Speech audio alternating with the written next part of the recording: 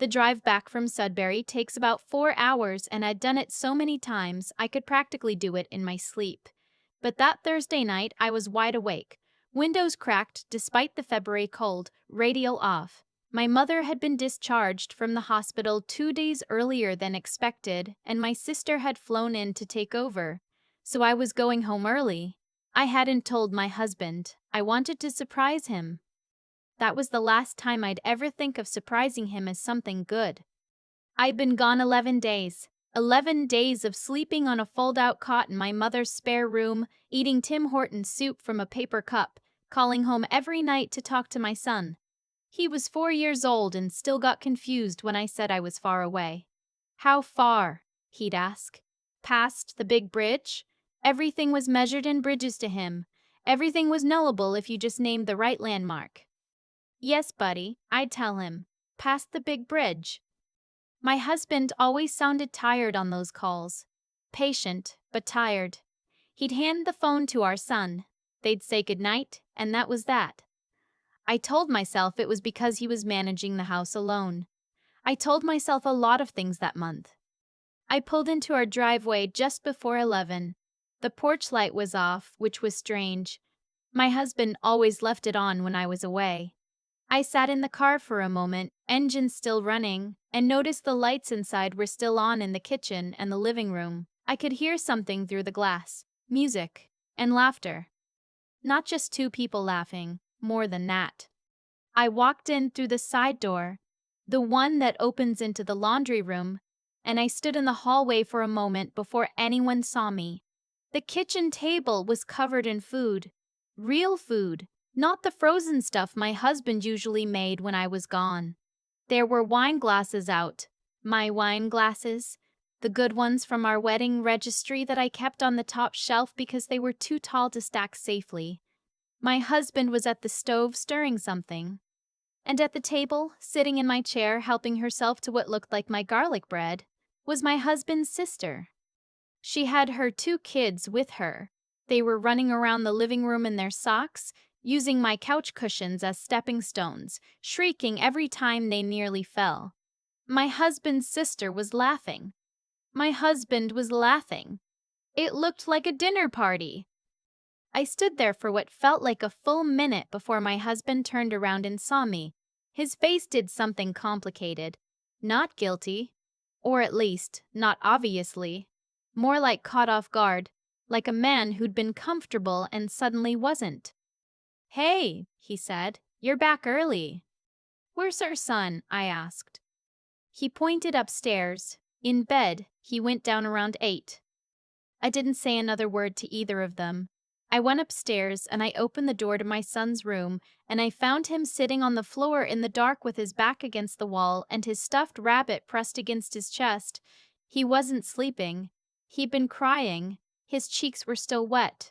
He looked up when I came in and he said, "Mama, I tried to stay at the table, but Uncle told me to go upstairs."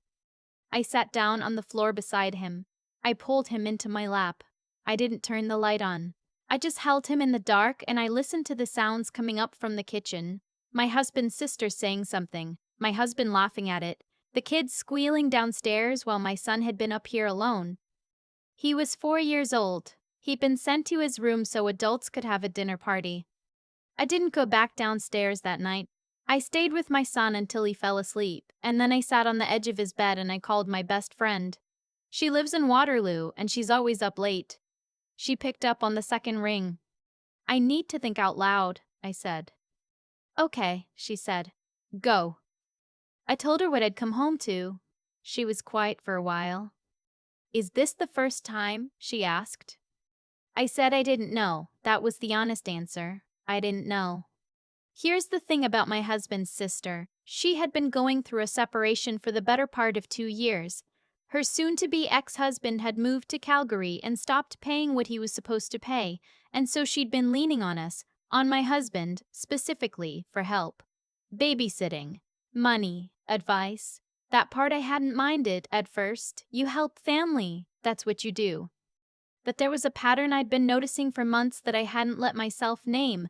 Whenever my husband's sister had a problem, my husband was the one who fixed it. He'd take her calls during dinner.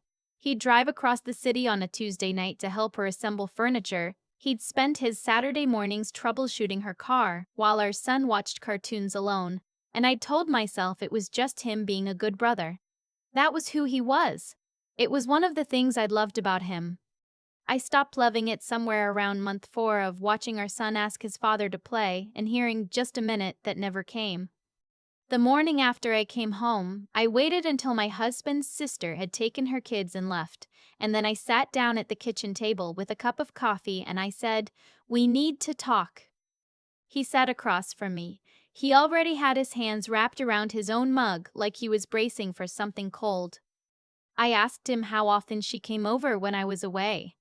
He said a few times. I asked him what a few meant. He looked at the table. Most nights, probably. Most nights. I'd been gone 11 days. My son had been sent to bed early most of those nights, so his father could have dinner with his aunt and her kids, while I was sleeping on a cot in Sudbury, taking care of my own mother. I kept my voice even. I'd made a decision somewhere around 3 in the morning that I was not going to yell. Yelling would let him make it about my reaction. I needed it to stay about his choices. "I'm going to ask you something," I said, "and I need you to be honest with me." He nodded. "Is there anything going on between you and your sister that I should know about?" He looked genuinely shocked. "She's my sister," he said. "I know who she is," I said. "That's not what I asked." He swore up and down there wasn't, and I believed him, mostly. What I didn't believe was that nothing was wrong. Something was wrong. I just didn't have all the pieces yet. I called my mother that afternoon. Not to worry her, she was still recovering, but because I needed to hear her voice. She'd always been good at helping me sort through things without telling me what to do. I told her a condensed version of what had happened. "How does your son seem?" she asked. "Confused," I said. "He keeps asking me if I'm leaving again." She was quiet for a moment. "Pay attention to that," she said. A week later, I was going through our joint account to sort out some bills, and I noticed something I hadn't paid close attention to before. There were transfers going out every 10 to 12 days to an account I didn't recognize. Not huge amounts individually, 200 here, 300 there, but I went back 3 months, and when I added it up, it was close to $8,000. I sat at the kitchen table with my laptop open, and I just stared at that number for a long time. I didn't say anything to my husband right away. I screenshot everything and I emailed it to myself, and then I called my best friend again. "I think I need a lawyer," I said. "Yes," she said. "I think so too." The lawyer I found practiced family law in our city and had been recommended by a colleague of mine. I met with her on a Friday morning while my husband was at work and our son was at Year K program. I brought the bank records. I brought a notebook where I'd written down dates and incidents going back 6 months. The dinners, the calls, the Saturday mornings the night I came home and found my son alone upstairs. She looked through everything carefully, then she looked at me. "The transfers are the most important thing here," she said. "Do you have any idea where they're going?" I didn't, not yet. She told me not to confront my husband directly. She told me to document, observe, and come back to her before I did anything else. She was calm and clear, and I left her office feeling, for the first time in weeks, like I had footing. I did not follow her advice about the confrontation. I want to be honest about that. I know why she said it. I understand the strategy. But I'd been holding this thing inside me for weeks, and one evening, after our son was asleep, I sat down across from my husband and I put the printed bank records on the table between us. He stared at them. Then he looked up at me. "I was helping her out," he said. "She needed it." "She needed $8,000 in 3 months," I said. "And you didn't tell me." "I knew you'd react like this." That sentence hit me in a specific way that I've thought about many times since, not because it was cruel, because it was so perfectly designed to make me the problem. If I hadn't found out, I'd never have reacted at all. The reacting wasn't the issue. The secret was, I told him I'd seen a lawyer. Something shifted in his face. The calm went out of it. "For what?" he said. "To understand my options," I said. "We didn't sleep in the same room that night." He took the couch without me having to ask him to, which told me he understood, on some level, what he'd done. The next few days were quiet in the way that a house gets quiet before something breaks. He was careful around me. Polite. He made our son's lunches in the morning, and he was home for dinner, and he didn't take any calls when I was in the room. I watched all of it, and I felt nothing warm. My husband's sister called me directly on a Wednesday evening. I almost didn't pick up. But I did, partly because I wanted to hear what she'd say, and partly because I wanted her to know that I knew. "I just think there's been a misunderstanding," she said, about 3 minutes into the call. "I don't think there has," I said. "He was just trying to help me. He didn't want to stress you out while you were dealing with your mom." "The way you're describing it," I said, "makes it sound like he was doing me a favor." She went quiet. $8,000 is not a favor, I said. $8,000 taken from our joint account without my knowledge is something else. She started to say something about how hard things had been for her since her separation.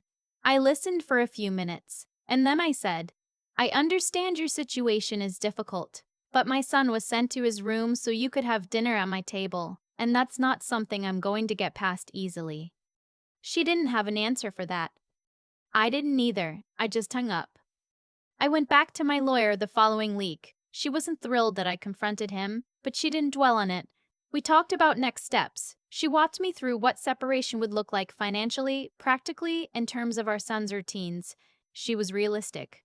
She told me this would take time. She told me to start keeping a separate account and to move half of what was in our joint account into it, which, as she explained, I was legally entitled to do as a co-holder. I did it the next morning before my husband was awake. The weeks that followed were some of the hardest of my life, but not in the way I expected. There was no screaming, no dramatic confrontation, just the slow, painful work of dismantling something I'd spent 6 years building. We told our son that we were going to be living in different houses for a while.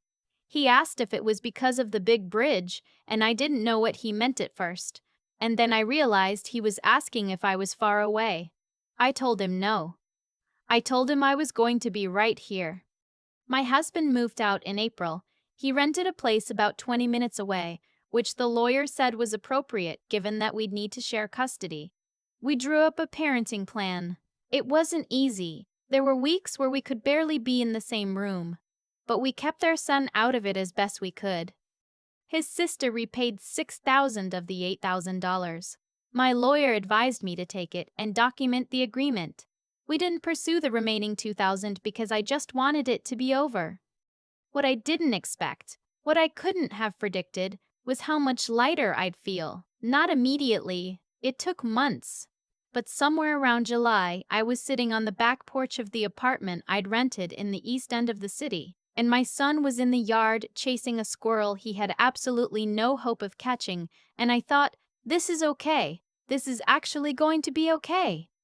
He's 5 now. He starts kindergarten in September. Last week he told me he's going to build a bridge when he grows up. A real one, a big one, and he wants to name it after our dog, who is a 7-year-old beagle named after no one important and loved by everyone who meets her. I don't regret anything about the decision I made. I regret that I needed to make it.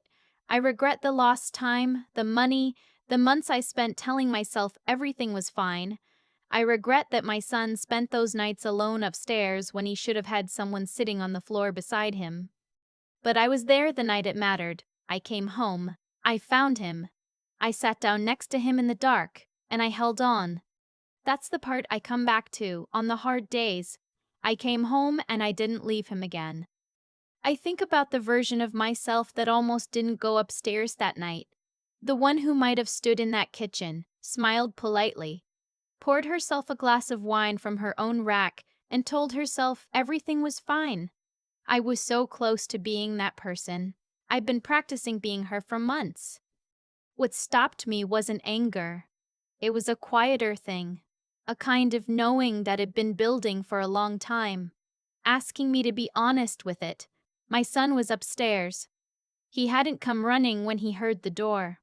That was enough. I've thought a lot about why my husband made the choices he made. Not to excuse them, I'm long past needing to do that, but because I think understanding cause and effect is the only way to actually learn from something. He told himself a story where helping his sister was noble, where keeping the money transfers quiet was protecting me, where sending a 4-year-old to his room was just practical. Every small choice he made felt justified in isolation. That's how it works. You don't make one big wrong decision. You make 100 small ones, each one a little further from honest, until you look up and you're somewhere you never meant to be. I made small choices too. I told myself the Saturday mornings didn't matter. I told myself just a minute was a phase. I kept the peace of the cost of paying attention, and that cost me months I'll never get back. What I know now, and I mean know it in the kind of way that lives in your body, not just your head, is that doing right by the people you love requires more than good intentions. It requires paying attention. It requires the willingness to see what's actually in front of you, even when it's uncomfortable, even when it complicates the story you've been telling yourself. My lawyer called it documentation. I call it finally being honest about what I was seeing. And then there's the harder part, doing something about it. I was scared. I want to say that clearly because I think people assume that when you make a decisive choice, you must have felt certain. I didn't. I filed those bank records into a folder while my hands were shaking. I sat in that lawyer's office feeling like I was dismantling 6 years of my life with a letter opener. The steadiness I needed didn't come from confidence. It came from deciding that my son deserved a mother who didn't look away. That was the only thing I was sure of. He's 5 now. He thinks bridges are the most important thing in the world, and maybe he's right. You build something strong enough to hold weight, and then people can cross over to the other side. I'm still building mine, but I'm doing it with my eyes open,